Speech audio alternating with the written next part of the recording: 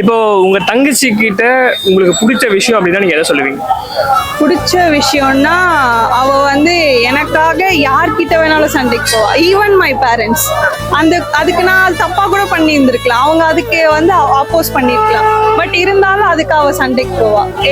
அவளை பொறுத்த வரைக்கும் நான் எதை பண்ணாலும் கரெக்ட். நான் வந்து அந்த விஷயம் தெரியாம ஒரு விஷயம் பண்ணிருக்க மாட்டேன், அது யோசிக்காம பண்ணிருக்க மாட்டேன். ஸோ நான் எதை பண்ணாலும் அது கரெக்ட், அதுக்கு 100% எனக்கு ஸ்டாண்ட் எடுப்பாங்க. ஓகே, சரி. இப்போ இந்த தங்கச்சி லவ் அப்படிலாம் சொல்றாங்கல்ல, எப்படிலாம் இருக்கும் அந்த தங்கச்சி லவ்?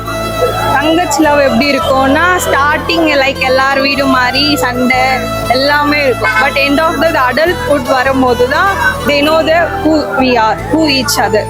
லைக் அப்போ அந்த சப்போர்ட் வந்து as a elder sister I feel like I mother to her. Like அவளோட காஸ்டியூம்லேருந்து எல்லாமே நான் சொல்கிறதா தான் இருக்கும்.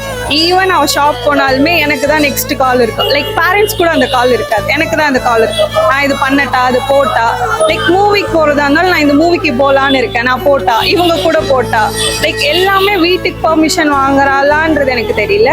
ஆனால் என்கிட்ட அந்த ஃபர்ஸ்ட் பெர்மிஷன் என்கிட்ட இருக்கும்.